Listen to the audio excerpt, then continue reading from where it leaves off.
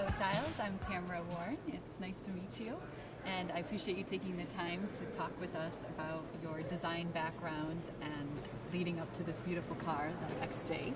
And I wanted to just kind of start out with asking you about your background and when you became interested in car design.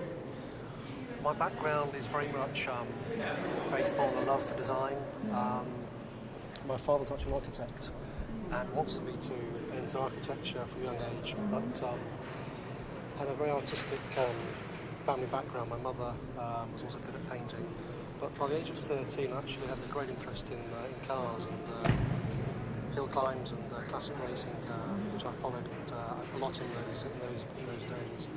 And by 14, 15 I really wanted to get to the Royal College of Art. I knew about the College of Art design course and just had this idea that I wanted to design moving objects, very much dynamic objects. Love the sound and smell of classic racing, and it was actually appreciation of classic cars almost that got me into car design, and then passion for design in general.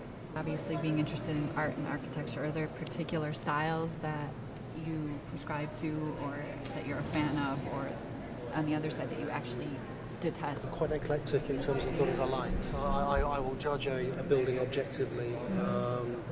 I think there are some postmodernist buildings that are really very stimulating indeed, certainly buildings in and around London.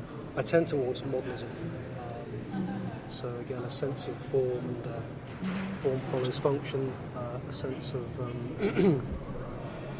the functional aspects of a building coming through in the aesthetic. Very much was inspired by the high-tech movement. Richard Rogers, the Lloyd's building, which is at the time I was studying in London, and just prior to London, and most recently inspired by the sort of exoskeletal nature of the Burj Al Arab building in Dubai, and recently visited the Burj Al Arab Hotel and just took in the sort of external and interior aspects of that design, its context as well, and I just find those sort of buildings absolutely fantastic. So it's more the modernist, functional elements of architecture that I really get inspired by. A certain sense, you are an artist yourself as a designer, especially, it's interesting that you do things by hand these days. So for you, what's your process like? Do you draw every day? Are you looking at fashion and architecture, and are you drawing other things? Are you creating other forms of art? How do you cut your chops and stay up to speed with, to create those beautiful forms? Yes. We've got to look beyond the boundaries of car design with the past or present. We need to know where the general trends in car design are coming from, and what's appealing to the modern set of customers. We are modernising Jaguar as we speak.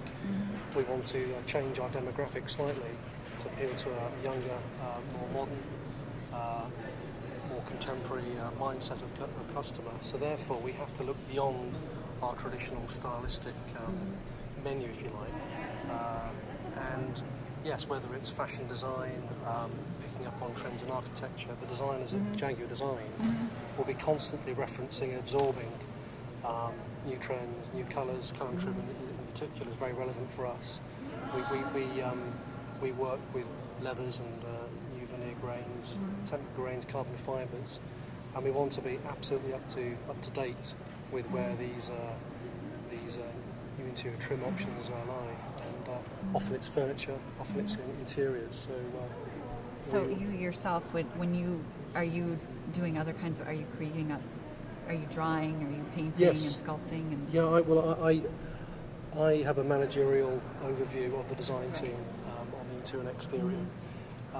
Our communication language, as you'd expect from any design studio, is sketching, quick sketches. So I personally sketch a lot of the time to get an idea across, sit at somebody's desk with a cup of coffee, just talking, communicating. Right. And Jaguars have a wonderful sense of artistry, and that's derived by the fact that the design team can actually talk through sketching.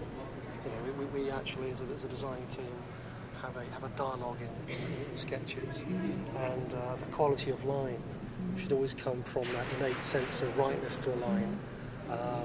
Computers we use will get us there quicker, but ultimately, whether it's three-dimensional sculpting Right. or the initial creative sketches, it comes from the hand and the heart. Sure. Jaguars have that emotion, they have that emotional appeal, the expressive qualities that we know and love from the past. We've got to put that into a contemporary arena.